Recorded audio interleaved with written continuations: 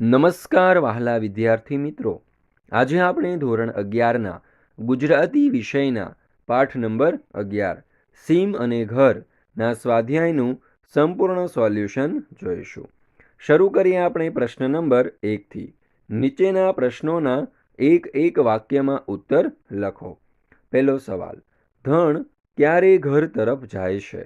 જવાબ, રાત્રિ થતાં ધણ સીમમાંથી અલોપ થઈને ઘર તરફ જાય છે. બીજો સવાલ, ધણ બપોરે શું કરે છે? ઉત્તર, ધણ બપોરે વડ નીચે બેસીને વાગોળે છે અને ઊંઘના ઝોકા ખાય છે. ત્રીજો સવાલ, વાછરડું આંચળમાં મુખ નાખે છે ત્યારે શું થાય છે? ઉત્તર, વાછરડું આંચળમાં મુખ નાખે છે ત્યારે એના મુખમાં ગાયના ધાવણમાં આખી સીમનું અમૃત સત્વ રેલાય છે. ત્યાર પછી જોઈએ પ્રશ્ન નંબર 2. નીચેના પ્રશ્નોના મુદ્દાસર ઉત્તર લખો. પહેલો સવાલ, ધણની નસે નસમાં સીમ ઘસી રહી છે એમ કવિ શા માટે કહે છે? ઉત્તર, બપોરે ગાયોના ધણ વડ નીચે વાગોળતા હતા અને ઊંઘના ઝોકા ખાતા હતા. ત્યાં અસીમ શાંતિ જાણે હસી રહી હતી. કવિને લાગે છે કે ધણની નસે નસમાં સીમની હરિયાળીમાં રહેલું અમૃત સત્વ વેગથી વધી રહ્યું છે. આથી કવિ કહે છે કે ધણની નસે નસમાં સીમ ઘસી રહી હતી. ત્યાર પછી જોઈએ બીજો સવાલ, ગમાણે બાંધેલી ગાયનું વર્ણન કરો. ઉત્તર, સંધ્યા થતાં જ ગાયોનું ધણ ઘેર પહોંચે છે. ગમાણમાં બગાઈઓ બણબણે છે. રાત્રિનો અંધકાર ગાયોની આંખમાં જાણે મેષ આંજે છે અને ગાયો ગમાણમાં જઈ ખીલે બંધાઈ જાય છે.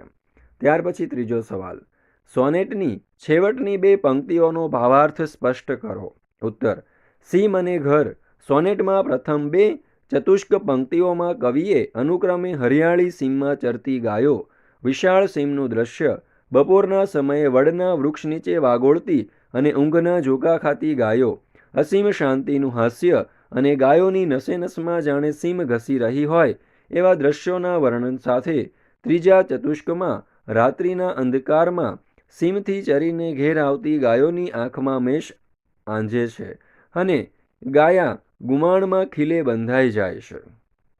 એવામાં ભૂખ્યા વાછરડા ગાયના આંચળમાં પોતાનું મુખ નાખે છે, અથાર્થ ધાવે છે. ત્યાં તો આખી સીમ પોતાનું અમૃત સત્વ એના મુખમાં રેલાવે છે.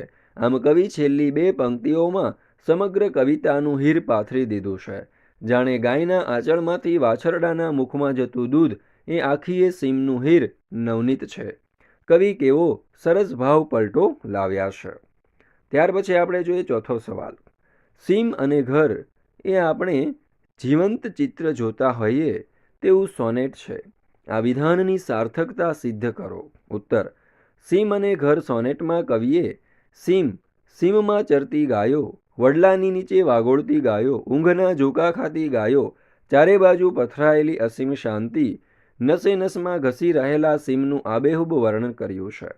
પ્રકૃતિના આ શાંત વાતાવરણમાં સાંજ થતાં સીમથી ઘર તરફ જતી ગાયોનું ધણ, ઘેર આવીને ગમાણમાં પ્રવેશતી ગાયો, ગમાણમાં બણબણતી બગાઈઓ અને ભૂખથી ટળવળતા વાછરડા માટે પ્રયોજેલ ભૂખની ઉઘડતી ખાઈઓ શબ્દનો પ્રયોગ, ખીલે બંધાતી ગાયો અને ગાયના આંચળને વળગી ધાવતા વાછરડા અને એ ધાવણમાં વરસેલું આખી લીલીછમ સીમનું સત્વ વગેરેનું ક્રમશઃ કરેલું તાદર્શ વર્ણન જોતા સમગ્ર સોનેટમાં સૌંદર્ય કેવું સરસ નિખરી રહ્યું છે તેની પ્રતીતિ થાય છે.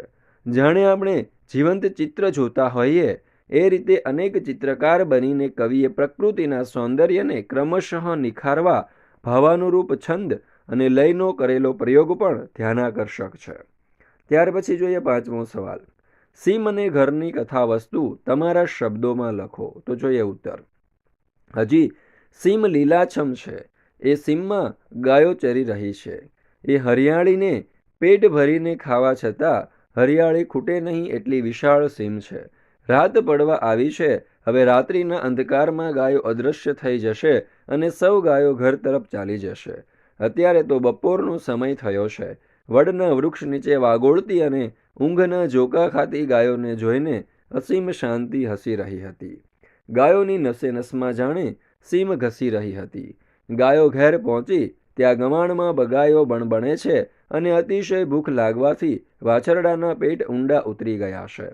રાત્રિનો અંધકાર ગાયોની આંખમાં મેષ આંજે છે અને ગાયો ગમાણમાં જઈને ખીલે બંધાઈ જાય છે.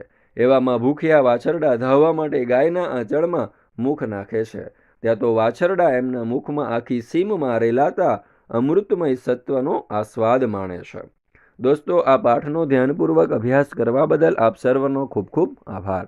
ફરી મળીશું આપણે ગુજરાતી વિષયના એક નવા પાઠના સ્વાધ્યાયના સોલ્યુશન સાથે. આ વિડીયોની લિંકમાં એટલે કે ડિસ્ક્રિપ્શનની અંદર તમને બધા જ ગુજરાતી વિષયના જે પાઠ છે તેના સ્વાધ્યાયના સોલ્યુશનના વિડીયોની લિંક આપવામાં આવેલી છે.